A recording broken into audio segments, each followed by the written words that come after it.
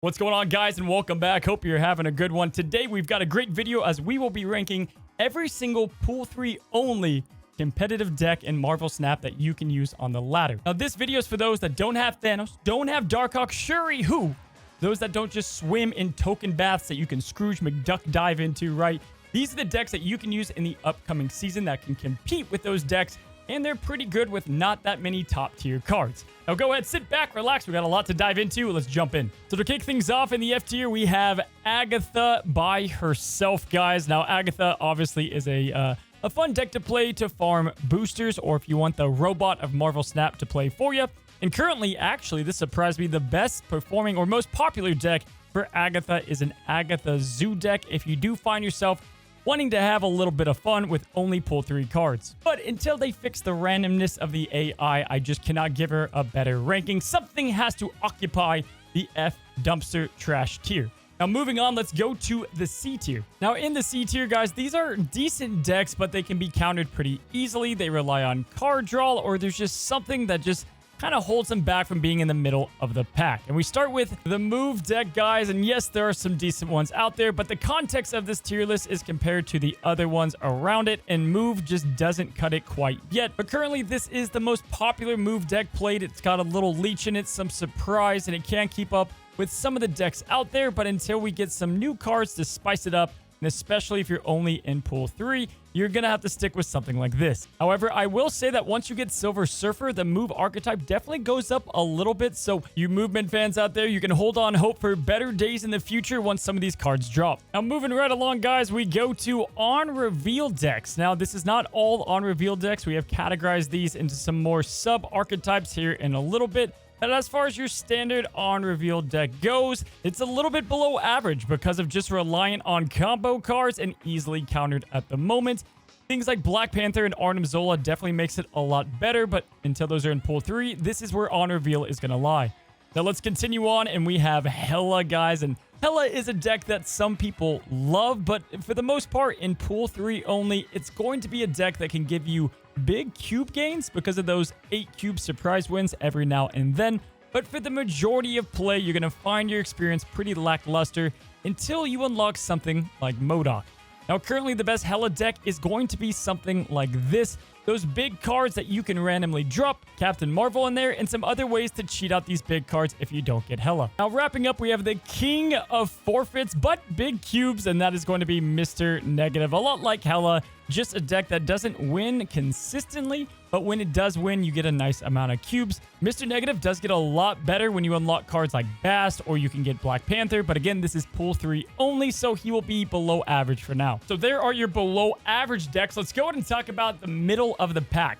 You know, from here on out, all these decks are pretty good. They're pretty solid. They have some things working against them, but they can get the job done if you do dedicate yourself into learning the deck and getting the cards. And kicking off the B tier is going to be Bounce. Now, guys, I will say Bounce is about to go up tremendously with the release of Hitmonkey, so stand by. But really, Bounce does need something like Bast or Darkhawk to give it an extra little oomph on the ladder.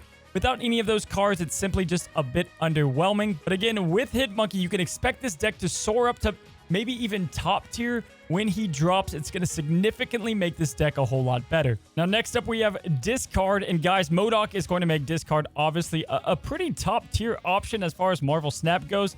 But without MODOK, you are reliant on Lockjaw Discard. Still a decent deck, but does not have quite the firepower that the top-end Discard decks have.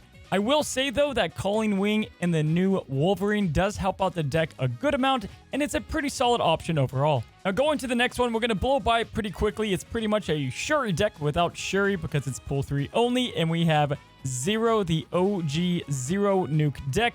You have cards like Lizard and Maximus, Red Skull, Typhoid Mary to try to get a good amount of power on the board. And then, of course, Titania that does deliver a nice punch early on.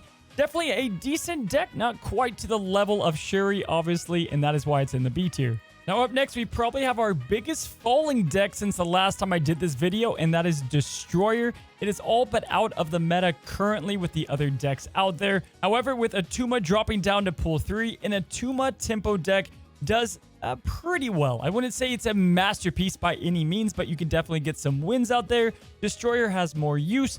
or you can go ahead and do Destroyer and more of a Sandman build as well. That does a pretty consistent job. It's about middle of the pack, in the middle of the pack of the B tier. However, I can see a Sandman Destroyer deck rising with Hitmonkey to go ahead and help counter it. Now, moving on, some might be shocked by this placement, but the Disrupt Junk deck is actually on the rise and a pretty good deck overall for Pool 3 only cards. This deck just helps clog up opponents' lanes and it restricts them from doing a lot. I actually think this deck is going to be much better again with Hitmonkey because that deck is going to rely on plenty of cards and being able to play those cards. Overall, with a deck like this, you have plenty of tech, control, and power to go ahead and net you plenty of wins. Now, we have 2 decks left in the B tier, and we're going to focus on Control. That's going to be pretty high up in the rankings.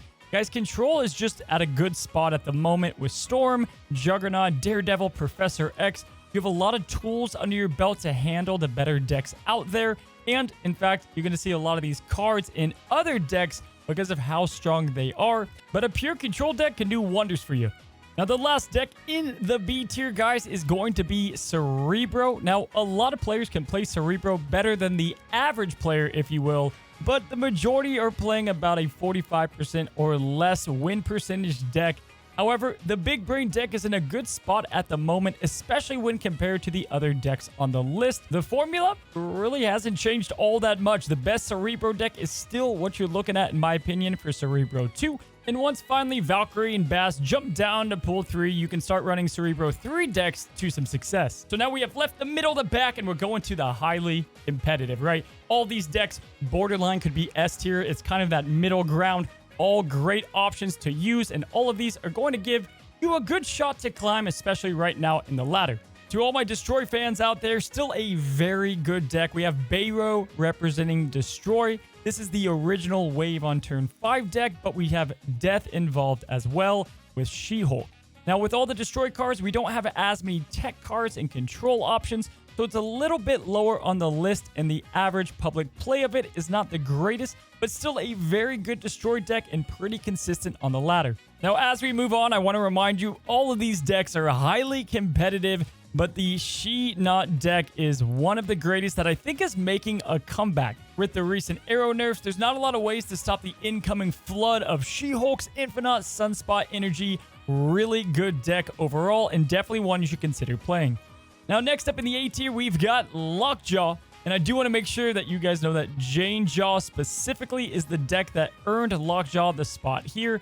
Typically, Lockjaw is a bit too RNG to climb dependently in Marvel Snap. However, with Jane Jaw, you have a great win rate, even in the casual public.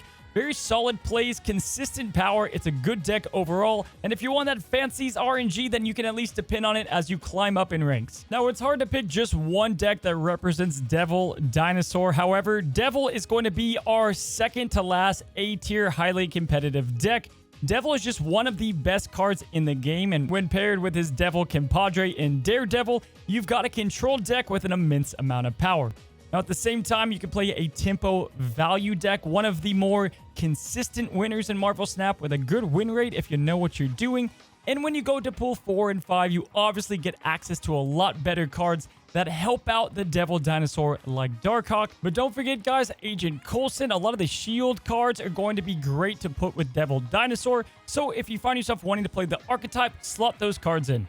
Now, for our last deck in Pool 1 that could easily be in the S tier, and guys, let me tell you, it will be in the S tier for Pool 3 only decks next season, is going to be Electro Ramp. Now, I say it's going to skyrocket in tiers even more so because of the Sandman synergy that you do have going against Hitmonkey.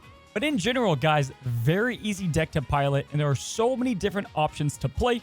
The one you see right here is the most popular one at the moment for reveal ramp decks. But guys, just combining your collection of 5 and 6 cost cards with Electro and ramp cards, you have yourself a beautiful deck that can perform at a high level and take you to infinite. All right, guys, buckle down. We got the top tier. These are the best of the best. The ones that you don't need the Thanos, you don't need the Shuri. These are great decks with only Pool 3 cards. They're the top tier, S tier options. And leading the tip of the spear, we have Zoo, but it is the Dracula dump deck, or the competitive Zoo deck, as you might see from the meta deck report. any deck that can compete with the highest decks in the ladder is going to be in the top tier section. And this deck specifically is just very easy to pilot. Not a lot of cards you need outside of your pool 1 and 2. Just a couple of high power spice cards, and you combine Dracula. Just a consistent winner. I've seen plenty of people take this to infinite, and I think it's going to get even better with the next month's season pass card aiding the deck instead of countering it like the decks we've talked about before. My friends, Zoo the Sequel, Dracula Dump, whatever you want to call it, is a top tier deck currently in Pool 3. Now, of course, this wouldn't be a Pool 3 deck tier list if we didn't have Patriot in the S tier, the old reliable. But there's so many different forms of Patriot, and that's what has me excited, with May dropping another card in High Evolutionary that's going to skyrocket this even more. However, Patriot, you have two ways of playing with Doctor Doom and Ultron. Now, Ultron Surprise is right now currently the Patriot deck that I play, and one that I've gotten a lot of feedback on from players that surprise your opponent and get you more cubes than the average Patriot deck. However, ultra reliable Patriot, still very good. High win percentage, high cube gain, overall solid, easy to play, and just should be your ultra reliable that you lean back on if you're having a bad stretch of games. Now, for our final top 2 decks in Marvel Snap for Pool 3 only in consideration, we have Wave 5, or playing Wave on turn 5 with good cards, Doom Wave, whatever you want to call it. It is a top tier deck, not just with Pool 3, but in general in Marvel Snap. The deck has it all. You have control, you have tech options, and playing Wave on turn 5 in combination with Arrow and She-Hulk, or a great 5-cost card, even like Claw and She-Hulk, is the name of the game currently. The reason for it is you'll have priority, and by playing Wave with priority, you typically get the win. There are several iterations of the deck. This is the more popular version of it right now. You have versions like this one and plenty of them out there, so find one that fits your collection or one that you like the style of play with a 5-cost card, and just have fun climbing up to infinite. And finally, for the top deck, and right up there with just Wave 5, we have Sera Control. Now, yes, we don't have Darkhawk, which is currently the top edition of the deck, but even with a Spider-Woman blend, or if you want to go with the traditional deck, Sera Control has an answer for just about everything you'll come across with the consistent play of Shang-Chi against Shuri, or whatever you might see on the ladder. Sera Control is the deck to learn on how to counter and play properly in Marvel Snap. It has an explosive finish and just very consistent results. I have several guides on this deck, so if you want to see those, you can go ahead and check in the description. So there you have it, guys. These are the official April 2023 rankings of Pool 3 only